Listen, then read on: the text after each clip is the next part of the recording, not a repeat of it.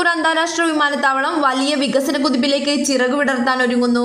2026 റിസ റൺവേയുടെ ഇരുവശങ്ങളിലും 240 മീറ്ററായി ഉയർത്തുന്ന നിർമ്മാണ പ്രവർത്തനങ്ങൾ പൂർത്തിയാവുന്നതോടെ വൈഡ് ബോഡി എയർക്രാഫ്റ്റുകൾ കൂടി തിരിച്ചിറങ്ങുക എന്ന വലിയ ലക്ഷ്യത്തിലേക്ക് നീങ്ങിക്കൊണ്ടിരിക്കുകയാണ് കരിപ്പൂർ വിമാനത്താവളം. 2020 വിമാന അപകടത്തെ തുടർന്ന് ഇരുണ്ടുമൂടിയ കാർമേഘങ്ങൾ നീങ്ങി തുടങ്ങിയ സന്തോഷത്തിലാണ് നാം. ഇതിനോടകം പുതിയ വിമാന സർവീസുകളും കരിപ്പൂരിലെത്തി. നേരത്തെ സർവീസ് നടത്തിയിരുന്നതും കരിപ്പൂർ വിട്ടതുമായ വിമാന കമ്പനികളെ തിരിച്ചെത്തിക്കുവാൻ യോജിച്ച നീക്കങ്ങൾ നടത്തി വരുന്നുണ്ട്.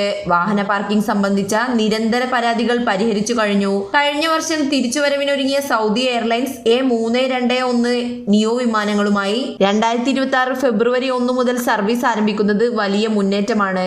മാർച്ച് 14 വരെ ആഴ്ചയിൽ 4 സർവീസുകളും തുടർന്ന് 6 സർവീസുകളുമാണ് സൗദി അറേബ്യ ഒരുക്കുന്നത്. 168 എക്കോണമി ക്ലാസുകളും 20 ബിസിനസ് ക്ലാസുകളുമുള്ള ന്യൂജൻ വിമാനമാണ് നമ്മുടെ കരിപ്പൂരിൽ എത്തുന്നത്.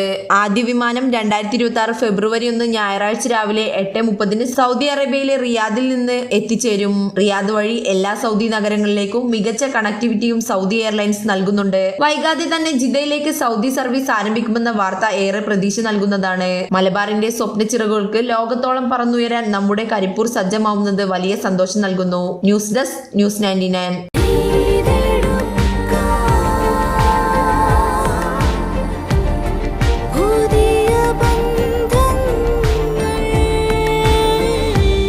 നേടെടുക്കാം പുതിയ ബന്ധങ്ങൾ. Bridal craft, the wedding mall, Pan Bazar, Tirur.